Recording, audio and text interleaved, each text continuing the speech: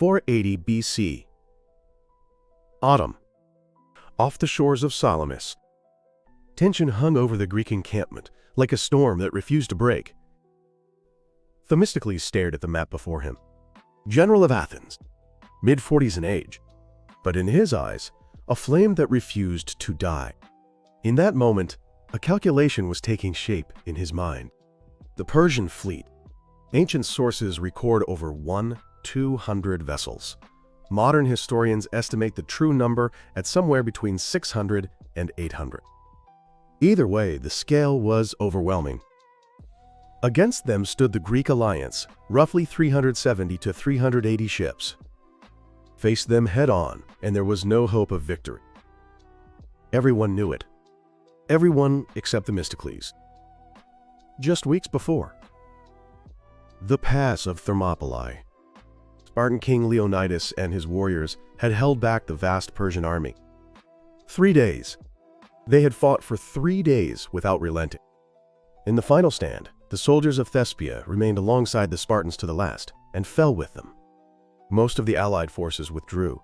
Those who stayed never came back. Their sacrifice was not in vain. But the Persian army did not stop.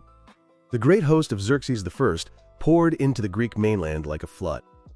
Athens was engulfed in flames. The Acropolis burned. Greece is finished. Many believed it to be so. Themistocles did not. "We fight here." He said it without hesitation. The other generals pushed back. "Look at the numbers. This is madness. We must fall back to the Isthmus of Corinth and hold the line on land."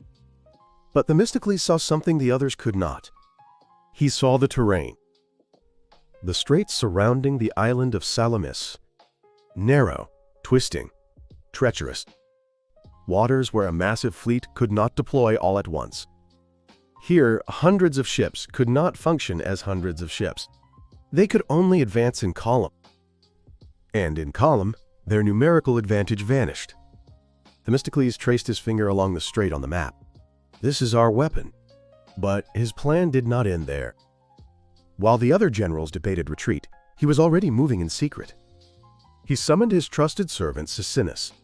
In the darkness of night, he gave his orders. Herodotus tells us what followed. Through Sisinus, Themistocles sent false intelligence to the Persian side. "The Greek fleet intends to flee tonight. If you do not seal off the strait immediately, your prey will escape."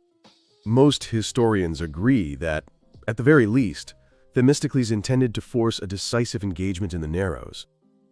The Greek fleet had no intention of running. But Xerxes did not know that. That night, Themistocles almost certainly did not sleep. This gamble would decide everything. If his read was wrong, Greece would fall. Sisinus's small boat slipped away into the darkness of the strait. Xerxes I, the self-proclaimed King of Kings, master of the Persian Empire. He believed the letter. Herodotus records that Xerxes had a seat of observation prepared, a vantage point from which he could watch the battle unfold below. A man certain of victory, ready to witness the annihilation of the Greek fleet with his own eyes. Meanwhile, that same night, on the island of Salamis, the Greek commanders were still locked in debate. Then a messenger burst into the room. "The Persian fleet has sealed the strait. Our retreat is cut off." The chamber went cold. Themistocles spoke quietly. "Then we have no choice but to fight." Perhaps, just perhaps, the faintest smile crossed his lips. The trap was complete. Before dawn, the Strait of Salamis. Greek triremes rested silently on the dark water. 370 to 380 ships. The last shield of Western civilization. Each trireme carried roughly 170 oarsmen. Including fighters and crew, the total complement per vessel is estimated at around 200 men. Tens of thousands of human beings gathered in this narrow passage. According to the later historian Plutarch, Themistocles spoke these words to his men. "In human nature, the best and the worst exist side by side. Today, we prove which we possess." The oarsmen tightened their grip on their oars. The soldiers raised their shields. And from beyond the strait, the Persian fleet began to move. With the breaking of dawn, the Persian fleet advanced. 1,200 ships by ancient count.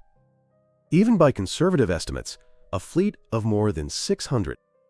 Ancient figures are sometimes exaggerated, but of the overwhelming scale there is no doubt. On open water, this force would have been unstoppable. But this was the Strait of Salamis. Narrow, winding, unforgiving. The great Persian fleet funneled into these waters. As the lead ships pressed forward, those behind could not keep pace. As those behind closed in, the ships ahead lost room to maneuver. Hulls began to collide. Oars became tangled. Orders crossed and contradicted each other. This was the moment hundreds of ships ceased to function as hundreds of ships. Exactly as Themistocles had foreseen, chaos took hold. Themistocles gave the signal. The Greek triremes surged forward as one. Their weapon, the ram, a bronze spike fitted to the bow of each ship. Drive it into the side of an enemy vessel. The Persian fleet, already in chaos, had nowhere to go. To flee meant colliding with their own ships behind them. To turn meant their neighbors' oars blocked the way. The Greek triremes threaded through the confusion with precision. Lighter, more agile. In these narrow waters, small was strength. Bronze rams split Persian hulls apart. In moments, the strait became a battlefield. The strait became hell. The Persian fleet could not recover from the chaos. Enemies ahead, their own ships behind. Formation collapsed. Orders never arrived. The Greek ships were different. They knew these waters. Every shoal, every current, every shift of the wind. Themistocles' strategy was working perfectly. From the hill above, Xerxes watched. Ancient sources record that after the defeat, his commanders faced severe punishment. But it changed nothing on the water. The battle was decided in a single day. As the sun began to fall, it was over. According to ancient historians, including Diodorus, the Persian fleet lost more than 200 ships. Greek losses were comparatively light. The exact figures vary by source, but this much is certain. Persia had been dealt a devastating blow. Greece had won. The throne on the hill was empty. Xerxes had already gone.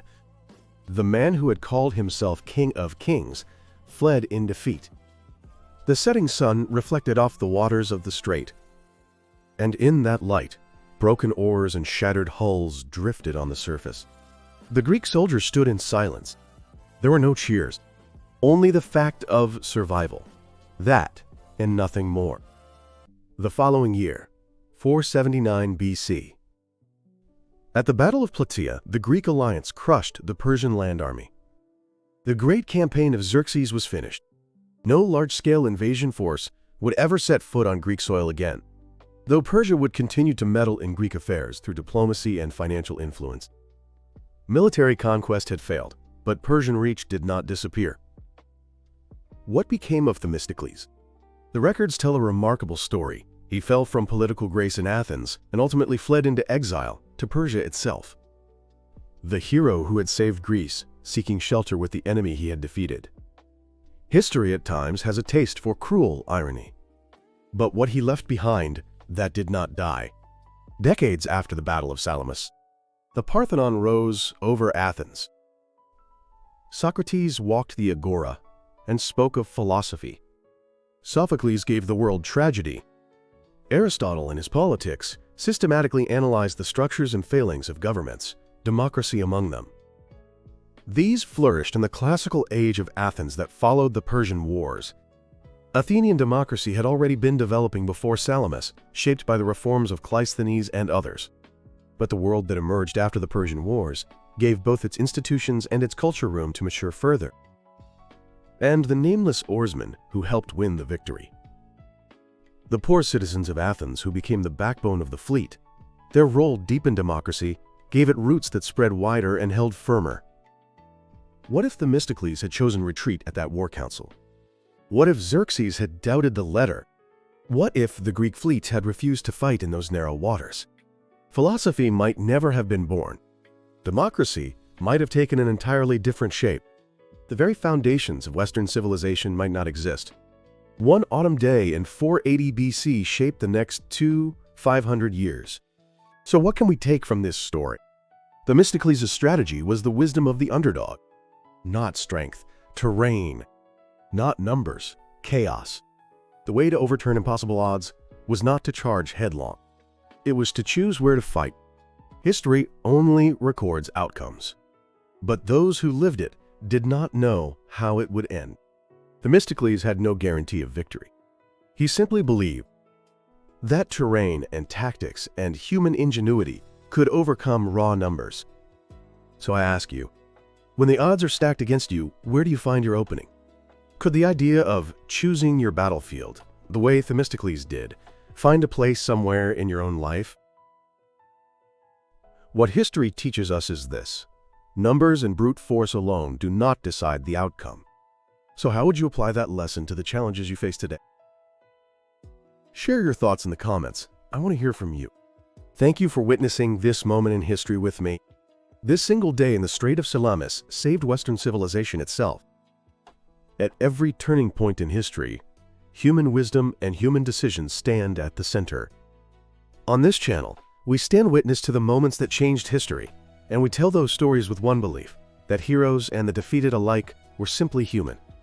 Subscribe and turn on notifications so you're there for the next turning point in history. Until next time.